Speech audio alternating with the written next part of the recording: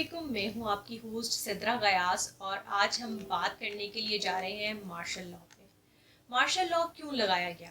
ہم بات کر رہے ہیں 1999 کی۔ یہ وہ دور تھا جب 12 اکتوبر 1999 کو مشرف نے اسمبلیوں کو تحلیل کیا اور پورے ملک کا کنٹرول سنبھال لیا۔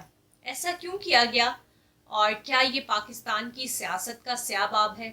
1999 جب سابق وزیر اعظم میاں محمد نواز شریف اور army chief general Pervez Musharraf کے درمیان اختلافات شروع ہوئے، اور یہ اختلافات کارگل کی واپسی سے شروع ہوئے تھے۔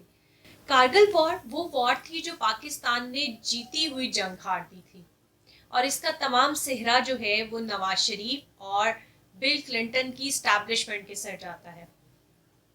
مزید بھی اس کے بارے میں بات کریں گے، لیکن کارگل کی وار میں ایسا کیا ہوا کہ اختلافات شدت اختیار کرتے گئے اور نواز شریف نے ٹھان لی کہ مشرف کو جبری طور پر ریٹائر کرنا ہے اور ان کی جگہ نیا army chief Zia Uddin but کو تعینات کرنا ہے۔ تاہم انہوں نے یہ فیصلہ کر لیا، اگرچہ کہ میاں صاحب کو ان کے قریبی ساتھی اور ملٹری سیکرٹری نے ایسا کرنے سے بھی منع کیا اور یہ بھی باور کروایا کہ اگر آپ نے ایسا کوئی بھی فیصلہ لیا تو یہ فیصلہ جو ہے وہ بہت زیادہ منفی اثرات ڈالے گا، لیکن میاں صاحب چونکہ باضد تھے تو انہوں نے ایسا کرنے کا فیصلہ کر لیا تھا۔ تاہم 10 اکتوبر 1999 کو جب army chief general Pervez Musharraf نے اپنی اہلیہ کے ساتھ 2 روزہ سری لنکا کا دورہ کرنا تھا، تو مشرف کی عدم موجودگی میں نواز شریف نے اس فیصلے کو عملی جامہ پہنانے کی ٹھان لی اور انہوں نے مکمل تیاری شروع کر لی۔ مشرف کی واپسی سے پہلے ہی 12 اکتوبر کو میاں نواز شریف نے مشرف کی جبری ریٹائرمنٹ کا نوٹیفیکیشن سائن کیا اور پی پی کے صدر فاروق لغاری کو ہٹا کر اپنے نون لیگ کے صدر لگائے گئے رفیق تارڑ سے بھی فائنل اپروومنٹ کروا لی، جس کے بعد مشرف کی جبری ریٹائرمنٹ اور نئے army chief Zia Uddin but کی اپوائنٹمنٹ کی خبر 5 بجے پی ٹی وی کے خبر نامے پر بھی نشر کی گئی۔ اب جنرل مشرف کی جبری ریٹائرمنٹ کی خبر کا سن کر آرمی کے حلقوں میں ایک طوفان جو ہے وہ برپا ہوا اور ان میں ایک اضطراب کی جو ہے وہ کیفیت طاری ہوئی، لیکن کیونکہ مشرف کی جو جبری ریٹائرمنٹ ہے اس سے آرمی حلقہ جو ہے وہ بالکل بھی خوش نہیں تھا، اور انہوں نے اس خبر کو سنتے ہی اس خبر کو نشر ہونے سے دوبارہ تو روک دیا، لیکن کیونکہ مشرف کی فلائٹ اس وقت ٹیک آف کر چکی تھی اور کوئی بھی ایسا ذریعہ نہ تھا کہ ان تک اس اطلاع کو پہنچایا جا سکے، اس کے بعد یہ تھا کہ پی کے 805 جو کہ مشرف کا جہاز تھا اور اس نے 6:50 پر کراچی لینڈ کرنا تھا، لیکن نواز شریف نے D G civil aviation authority Amin Ullah Chaudhry کو مشرف کے جہاز کو پاکستان میں لینڈ کرنے سے سختی سے منع کیا، اور یہی حکم اس وقت انہوں نے پی آئی اے کے چیئرمین اور ایئر بلو ایئر لائن کے مالک سابق وزیر اعظم شاہد خاقان عباسی کو بھی دیا، اور اس کے ساتھ ساتھ امین اللہ چودھری اور ساتھ میں نواز شریف نے آئی جی سندھ کو بھی لینڈنگ روکنے کے احکامات جاری کر دیے۔ سندھ پولیس نے وزیر اعظم کے احکامات پر فوری طور پر عمل درآمد شروع کر دیا اور ایئرپورٹ پر اس وقت 5 بریگیڈ گاڑیاں کھڑی کر دی گئیں۔ رن وے کو پراپر جو ہے وہ بلاک کر دیا گیا تاکہ طیارہ جو ہے وہ کسی بھی صورت لینڈ نہ کر سکے۔ 6 بجے کے قریب ایئر ٹریفک سے کیپٹن کنٹرول سروت کو پیغام دیا گیا کہ پی کے 805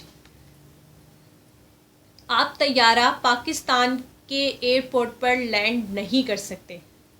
یہ سن کر کیپٹن سروت کافی پریشان ہوئے، کیونکہ جہاز میں صرف مشرف یا ان کی فیملی یا ان کے عزیز جو ہیں اس وقت دوست سوار نہیں تھے، تو مشرف کے ساتھ اس وقت 198 مسافر بھی سوار تھے۔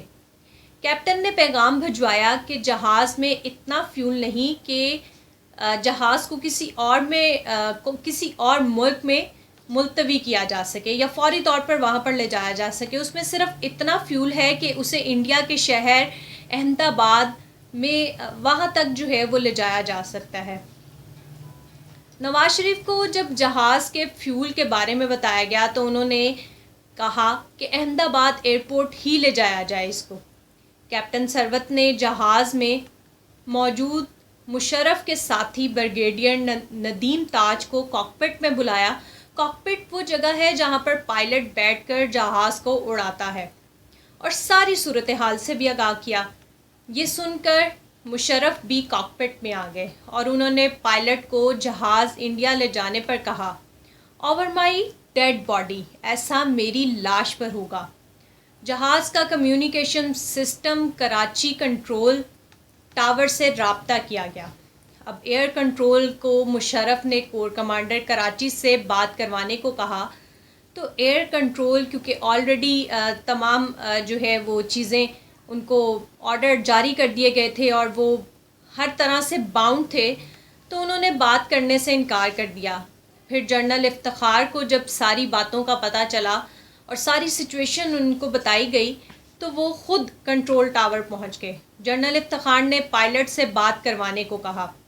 پائلٹ نے صاف انکار کر دیا کہ مجھے سختی سے آرڈر ہیں کہ پائلٹ کی کسی اور سے بات نہیں کروائی جائے گی.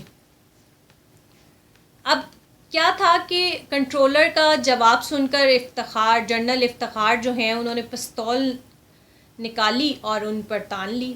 اب ظاہری بات ہے جان سے پیاری کسی کو بھی کوئی چیز نہیں ہوتی. مجبوری کی حالت میں انہوں نے مشرف سے اس وقت بات کروائی اور اس وقت پائلٹ سے بھی بات کروائی اور اس کو کہا کہ احمد آباد لے جانے کے بجائے اس کو کراچی میں ہی لینڈ کرنے دیا جائے. جنرل افتخار نے مشرف کو نئے army chief Zia Uddin but کے بارے میں بھی بتایا کہ ان کی اپوائنٹمنٹ اور آپ کی جبری ریٹائرمنٹ جو ہے وہ بھی کر دی گئی ہے. بریگیڈیئر ندیم تاج اور جنرل مشرف بھی اس وقت پائلٹ کے ساتھ تھے, کاکپٹ میں ہی موجود تھے. جنرل مشرف نے 7:32 پر جنرل افتخار کو یہ آرڈر دیا کہ 111 بریگیڈ جو مارشل لاء اور وزیر اعظم ہاؤس کو کنٹرول کرتی ہے کہ corps commander Rawalpindi lieutenant general Mahmood اور جنرل عزیز کو کہیں کہ وہ ملک پر ٹیک اوور کر لیں اور کسی کو بھی ملک سے باہر نہ جانے دیا جائے. لینڈنگ ٹائم 6:50 کا تھا اور طیارے کو ہوا میں گھومتے ہوئے ہی 50 منٹ گزر چکے تھے. پائلٹ کی بھی پریشانی جو ہے وہ مزید بڑھتی چلی جا رہی تھی اور ان میں بہت زیادہ اضطراب کی بھی کیفیت تھی کہ وہ کیا جو ہے وہ معاملہ کریں. تو کیونکہ اس میں جو ہے وہ بہت زیادہ کم پیٹرول رہ گیا تھا اور اتنا پیٹرول تھا ہی نہیں کہ مزید جو ہے وہ جہاز کو ہوا میں رکھا جائے اور کسی اور جگہ پہ موو کیا جائے. آخر کار جب فوج کی مداخلت ہوئی تو 7:40 پر طیارے کو ایئرپورٹ پر باحفاظت طور پر لینڈ کر لیا گیا. لیکن جب طیارے نے لینڈ کیا تو جہاز میں صرف 7 منٹ کا فیول باقی تھا. مشرف نے طیارے سے اترتے ہی جنرل عثمانی اور نے ان کو بتایا کہ مجھے آپ کو گرفتار کرنے کے آرڈر دیے گئے ہیں. اس بات پر ایک لمحہ مشرف گھبرائے لیکن پھر انہوں نے مسکراتے ہوئے ویلکم کیا. ملک میں ایک بار پھر مارشل لاء لگ چکا ہے. اب ملک کے تمام کنٹرول جو ہیں وہ فوج کے سپرد تھے اور عوام میں مٹھائیاں بانٹنے میں اور عوام جو ہے وہ تمام مٹھائیاں بانٹنے میں مصروف تھی. یہ وہ وجہ تھی جس کی وجہ سے مشرف نے آئین کی خلاف ورزی کرتے ہوئے مارشل لاء لگایا اور آئین کے آرٹیکل 6 کے تحت اسپیشل کورٹ سے ان کو سزائے موت ہوئی. میرا ہر اس شخص سے سوال ہے جو مارشل لاء لگانے پر جنرل مشرف کو سزاوار کہہ دے, کیا اس ملک میں آئین کی خلاف ورزی صرف مشرف نے کی جو ایسی سنا دی گئی؟ کیا غداری صرف مارشل لاء لگانے سے آئین کے آرٹیکل 6 کے تحت آرٹیکل 6 اور شک 2 کے تحت آئین شکنی کے مرتکب شخص کی مدد اور انات کرنے والے افراد بھی وہی سزا کے مستحق ہوتے ہیں لیکن سزا صرف مشرف کو ہی کیوں؟ کیا ڈان لیگز، ممبئی حملہ اور حاضر سروس آرمی چیف کا طیارہ اغوا کرنے اور انڈیا لے جانے کا آئین پاکستان میں یا کوئی قانون موجود نہیں ہے؟ یہ بہت سے سوال ہیں، اور یہ سوال میرا خیال میں بہت اچھے طریقے سے سب کے جواب جو ہیں آسانی سے دماغ میں آ سکتے ہیں کہ صرف ایک انسان کو ہی سزا کیوں سنائی جا سکی؟ کیا قانون صرف ایک کے لیے ہی تھا، یا قانون باقی لوگوں کے لیے بھی ویسے ہی ہے جیسے کسی ایک کے لیے؟ تو جواب آپ لوگوں کے ذہن میں بخوبی آ گیا ہوگا، اور اس کو مزید سمجھانے کی ضرورت باقی نہیں ہے۔ مزید بھی اس پہ ہم بات کریں گے اس اگلی نیکسٹ ویڈیو میں، اور اب تک کے لیے صرف اتنا ہی۔ اور اگر آپ کو یہ ویڈیو اچھی لگی یا انفارمیشن اچھی لگی تو چینل کو سبسکرائب بھی کیجیے گا، لائک بھی کیجیے گا، اور اپنی قیمتی رائے سے بھی آگاہ کیجیے گا۔ اللہ حافظ۔